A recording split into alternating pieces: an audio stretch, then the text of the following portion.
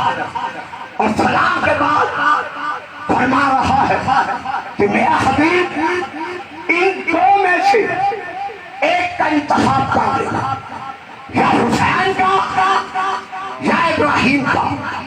رسول پاک یا تعامل فوراً وہی کے اشاروں پر بولنے والے رسول نے کیا کیا سنا دیا کہ جبرائیل میں اللہ کی بارگاہ میں عرض کرتا ہوں کہ میں نے اپنا ابراہیم حسین پر قربان کر دیا، تو یہاں سے ہمیں یہ درس عظیم سنت رسول سے مل رہا ہے کہ امام حسین علیہ السلام کے لیے اگر آپ کا بیٹا بھی قربان کرنا پائے تو یہ درس رسول پاک سے لو۔ تو ہم واضح طور پر اپنے علماء کے سائے میں یہ اعلان کر رہے ہیں کہ ہمارا سر، ہمارا گھر، ہمارا سر کافی اداداری ہے امام حسین کے لیے۔ وقت تھا اور قیامت تک وقت رہے گا، نہ کل ہم نے اس کا سمجھوتا کیا تھا اور نہ آج کسی قسم کا سمجھوتا ہو سکتا ہے۔ گلی گلی کوچا کوچا یہ نعرہ بلند ہم کرتے رہیں گے جب تک یا حسین، اس طرح نہیں، اس طرح نہیں، یا حسین مل کر لبیک یا حسین، مل کر لبیک یا حسین، لبیک یا حسین، لبیک یا حسین، لبیک یا حسین، لبیک یا حسین۔ مولا یہ تیرے غلام اعلان کر رہے ہیں کہ ہم جب تک دم میں دم رہے گا ہم یہ اعلان کرتے رہیں گے کہ دنیا والوں یہ سن لو کہ ہم سے ٹکراتے ہوئے یہ یاد رکھنا کہ ہم سے ٹکرانا زمانے والوں کے دم میں نہیں ہے۔ کیوں؟ اس لیے کہ ہم سے زمانہ خود ہے، زمانے سے ہم نہیں۔ ہم پوری دنیا پر یہ ثابت کرتے چلے آ رہے ہیں کہ حسینی کل بھی زندہ تھے، آج بھی زندہ ہے اور حسینیت کے سائے میں قیامت تک زندہ رہیں گے۔ بس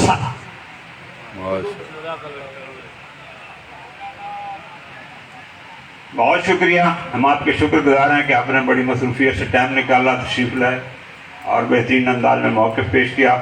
چونکہ میں ابتدا میں یہ گزارش کر چکا تھا کہ بہت ساری معلومات آپ کو دینی ہیں جو شاید بہت سارے دوستوں کے پاس نہ ہوں، تو ہم نے ان موضوعات کو جو مرکزی کمیٹی تھی اس نے کچھ تقسیم کار کیا تھا کہ اس وقت شیڈول 4 اور FIR ان کا جس طرح غلط استعمال ہو رہا ہے اور لوگوں کے ساتھ زیادتیاں ہو رہی ہیں، میں اس حوالے سے مرکزی کمیٹی کے معزز رکن محترم جناب سید ناصر عباس شرائی صاحب سے گزارش کروں گا کہ وہ شیڈول 4 اور FIR کا جو موجودہ انداز چل رہا ہے اس حوالے سے آئے ہوئے معزز مہمان گرامی کو بریفنگ دیں کہ ہو کیا رہا ہے اور ہونے کیا جا رہا ہے۔ باوالی بلند تر صلوات۔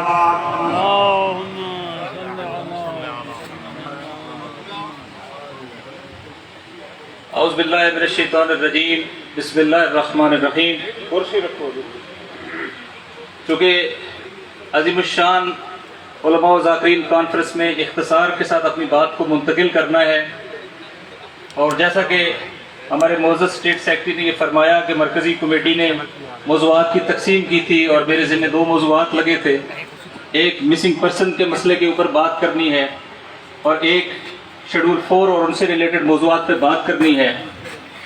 میں یہ عرض کرنا چاہوں گا کہ مسنگ پرسن والے مسئلے کے پیچھے بھی ایک بنیادی بات ہے، اور وہ بات یہ ہے کہ پاکستان میں مکتب اہل بیت کے ماننے والوں کے خلاف ایک ایسا سلوک کرنے کی کوشش کی جا رہی ہے اور ایسا انداز اختیار کرنے کی کوشش کی جا رہی ہے یا دیوار سے لگانے کی کوشش کی جا رہی ہے کہ ایک ایسے ملک میں کہ جہاں ہمارے سینکڑوں بچوں کا قاتل احسان اللہ احسان آزاد ہے، جہاں پر پاکستان کو موسٹ وانٹڈ ملزم ملا برادرز کا ریڈ کارپٹ استقبال ہوتا ہے، جہاں جو لالو سر کے میدان میں وہ لوگ پریس کانفرنس کرتے ہیں کہ جو گلگت میں بھی مضروب ہیں اور بلتستان میں بھی مضروب ہیں، اس وطن کے اندر پاکستان کے ان بیٹوں کو کہ جنہوں نے 100 لاشیں اٹھائی ہیں، جنہوں نے گلگت بلتستان سے لے کر کوئٹہ تک، کراچی سے لے کر لاہور تک پورے پاکستان میں ہزاروں لاشیں اٹھائی ہیں، اور لیکن ایک لمحے کے لیے بھی اس وطن سے محبت کا دامن اپنے ہاتھ سے نہیں جانے دیا، ان وطن کے بیٹوں کو، ان حقیقی محب وطن لوگوں کے ساتھ یہ سلوک کیا جا رہا ہے کہ انہیں اگر کسی کے اوپر کوئی جرم ہے تو عدالت میں پیش نہیں کیا جاتا، بلکہ انہیں مسنگ پرسن بنایا جا رہا ہے۔ انہیں معلوم نہیں ہے کہ ان کی والدہ کو معلوم نہیں ہے میرا بیٹا کہاں ہے، ان کی زوجہ کو معلوم نہیں ہے میرا خامد کہاں ہے، ان کے بچے جوان ہو گئے ہیں، بعض لوگ 8 سال سے اس وقت مسنگ پرسن والی کیفیت میں ہیں۔ لہٰذا یہاں پہ ہمیں یہ متنبع بھی کرنا ہے، یہ بتانا بھی ہے کہ وطن کے بیٹے اپنے حق کے لیے کھڑے ہونے کا حوصلہ اور ہمت رکھتے ہیں، اور آج یہ علماء و ذاکرین کا اجتماع یہ اظہار کرتا ہے بخدا ہم اپنے وطن کے بیٹوں کے مسنگ پرسن ہونے کی کیفیت کو قبول نہیں کرتے۔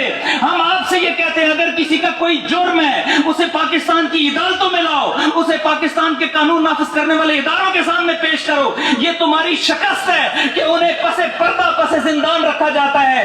کیا ہم سب کا یہ مطالبہ ہے یا نہیں ہے کہ جس ملک میں اس طریقے سے ناانصافی ہو رہی ہو، ہمارے لوگوں کو پس دیوار رکھا جا رہا ہو، انہیں ان کا جرم نہ بتایا جا رہا ہو، انہیں عدالتوں میں پیش نہ کیے جا رہا ہو، انہیں وکیل کرنے کا حق نہ دیا جا رہا ہو، کیا ہم سب کا یہ مطالبہ ہونا چاہیے یا نہیں ہونا چاہیے؟ کیونکہ ان میں علماء بھی ہیں، غیر علماء بھی ہیں۔ ہمارا مطالبہ ہے، ہم ان کے پیچھے کھڑے ہیں، ہمارے وطن کے بیٹوں کو، ہمارے محب وطن بیٹوں کو، علماء اور غیر علماء دونوں کو ہمارے سامنے پیش کیا جائے، گھروں میں لایا جائے، اگر نہیں لایا جائے تو حساب دیں کہ یہ ملا برادرز کیوں آزاد ہیں، احسان اللہ احسان کیوں آزاد ہیں۔ بخدا اس طریقے سے ناانصافی کے ساتھ اس ملک کے فیصلے نہیں ہو سکتے ہیں۔ اگر ہم آدھا ہیں ایک لمحے کے لیے لبیک یا حسین، دوسرا چونکہ اختصار پیش نظر ہے، میں آپ کو کہانیاں نہیں سنا سکتا ہوں، کبھی ان کی کہانیاں سنیں۔ ایک کے خاندان کے 15 افراد شہید ہیں، برادر سٹی حسن ڈیرہ اسماعیل خان سے، ان کا بھائی ابھی تک مسنگ ہے۔ ہر ایک گھر کی ایک کہانی ہے۔ ابھی یہ مسنگ پرسن کا مسئلہ یہاں ختم نہیں ہوا، یو اے ای میں شروع ہو گیا، KSA میں شروع ہو گیا۔ میں آپ کو بتاؤں ایک خاتون کو اپنے خاوند کے حوالے سے صرف انکوائر کرنے کی یو اے ای میں سزا دی گئی، اور اس خاتون کو بھی گرفتار کر لیا گیا جو بیمار ہے۔ اس کے 2 بچے جن میں سے ایک کی عمر 8 سال ہے، ایک کی عمر 11 سال ہے، ان کو ڈیٹین کر لیا گیا، الگ فیسلٹی میں رکھا گیا، اس کو الگ فیسلٹی میں رکھا گیا۔ 2.5 مہینے بچوں کو الگ قید تنہائی میں رکھا گیا، اور اس کے بعد ان کو ڈیپورٹ کر دیا گیا۔ ان کی والدہ کے بارے میں کچھ معلوم نہیں ہے، ان کے والد کے بارے میں کچھ معلوم نہیں ہے، ان کے دیگر اعزہ کے بارے میں کچھ معلوم نہیں ہے۔ یہ ظلم یہاں سے شروع ہوا اور بڑھتا بڑھتا باہر جانا شروع ہوا ہے۔ ہم یہ مطالبہ کرنے کا حق رکھتے ہیں کہ پاکستان کی ریاست کی ذمہ داری ہے کہ ہمارے وطن کے بیٹوں کو جو دنیا میں کہیں بھی بے گناہ اسیر ہوں یا ڈیٹین ہوں یا مسنگ پرسن ہوں، ان کو اپنے وطن میں لانے کے اقدام کیے جائے۔ بخدا جیسا کہ مولا متقیان نے فرمایا تھا، ہمیشہ ظلم کے دشمن بن کر رہنا، ظالم کے دشمن ہیں ہم انشاءاللہ، مظلوم کی حامی ہیں، اس ظلم کو قبول نہیں کریں گے۔ پاکستان کی سرزمین پر ہم اپنا ہر وہ حق محفوظ رکھتے ہیں جس کے نتیجے میں KSA والوں کو بھی علم ہو جائے اور UAE والوں کو بھی علم ہو جائے کہ اگر وطن کے بیٹے کو واپس نہیں بھیجیں گے تو یہاں پاکستان کے لوگ یہ ڈیمانڈ اتنی بڑھائیں گے کہ انہیں مجبور ہونا پڑے گا کہ ہمارے بیٹوں کو ہمارے ملک میں ان کے گھر والوں کے ساتھ ملحق کریں۔ اسی طرح یہ 1000 باتوں کی بات کہنا چاہوں گا شیڈول 4 اور FIR کے مسئلے پر۔ یہ ایک ہتھ کنڈا استعمال کیا گیا ہمیں کنٹرول کرنے کے لیے، سمجھا جاتا ہے آزاداری سید الشہداء کو کنٹرول کرنے کے لیے۔ یہ خواہش ہے سینوں میں لیے مر جاؤ گے، اس لیے ہمیں سب سے پہلے اپنی ملت کو آمادہ کرنا ہے۔ جیسے کسی وقت آزاداری کی قیمت ادا کرنی پڑتی تھی، کبھی کوئی شہید دینا پڑتا تھا، کبھی کوئی جسم کا عضو کٹانا پڑتا تھا، ایک تیاری ہماری اپنی ہے۔ ہم حکومتی اداروں کو، ریاستی اداروں کو یہ کہتے ہیں اگر آزاداری سید الشہداء جرم ہے اور اس کی کم سے کم قیمت FIR ہے، بخدا 1000 FIR سے تمہارا کام نہیں چلے گا۔ صرف پنجاب اور سندھ کے بعض علاقوں میں FIR سے تمہارا کام نہیں چلے گا۔ اگر FIR کاٹنی ہے تو ہر سال ہر روز 1 محرم سے تم 6 करोड़ FIR की, 6 करोड़ FIR से तुम्हें पता चल जाएगा वतन का बच्चा बच्चा आजादारी सैयद शोहदा से एक इंच भी पीछे हटने के लिए तैयार नहीं है। और ये तुम्हारी जो FIR है ये हमारे लिए कागज का एक टुकड़ा बन जाएंगी जिनको हम फजा में लहरा के बताएंगे। ये करोड़ों FIR भी हो जाएं, हुसैन का जिक्र होता रहेगा, नबी पाक के नवासे का जिक्र पूरे पाकिस्तान में मनाया जाता रहेगा। लब्बैक या हुसैन, लब्बैक या हुसैन। और अजीब तासब, कल किबला आरिफ वाइदी साहब ने भी रिपोर्ट सबमिट कराई। FIR हैं, फलां का नाम क्यों लिखा? ऐसे लोगों को शेल्टर देने की कोशिश की जा रही है जिनको तारीख ने भी शेल्टर नहीं दिया। अपने घर के अंदर आजादारी करने पे 15 मिनट 20 मिनट पे FIR, ये तो एक तरफ हो गई। लेकिन बाद ऐसी FIR हैं जिनका मैं उसकी डिटेल्स में नहीं जाता हूं, जिनकी कोई बुनियाद ही समझ में नहीं आ सकती सिवाय इसके कि तासब की बुनियाद पे, एक खास नुक्ता निगाह की बुनियाद पे मौलाए अली इब्न अबी तालिब अलैहिस्सलाम के मानने वालों को दीवार से लगाने की कोशिश कर रहे हैं। हम उसके जवाब में आपको ये बताएंगे कि जैसे अबंडेंस ऑफ एवरीथिंग जो है उसकी अहमियत को खत्म कर देती है। तुम करोड़ों FIR कर लो, FIR हमारे लिए कागज के एक टुकड़े से ज्यादा अहमियत नहीं रखेंगी। लेकिन हम इस वतन में ये इजाजत भी नहीं देंगे कि जहां 20 बंदा खड़ा हो जाए वहां का SHO कहता है मेरे ऊपर प्रेशर है लिहाजा मैंने FIR दर्ज करानी है। या आइन और कानून के मुताबिक चलोगे या 6.5 करोड़ अली के बेटों के अवामी इस्तेमाल का सामना करने के लिए खुद को आमादा और तैयार करोगे। बाखुदा इनके अंदर हिम्मत नहीं है।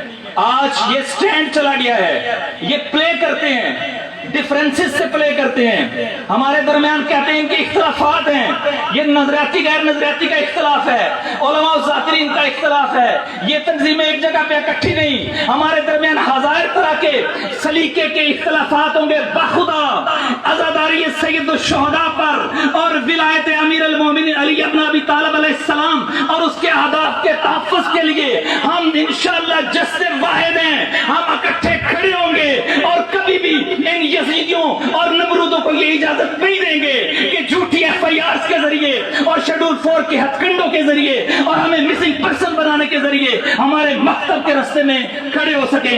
उन्हें ये जान लेना चाहिए जो 23 रियासतों का तना हुक्मरान यजीद था, हुसैन इब्न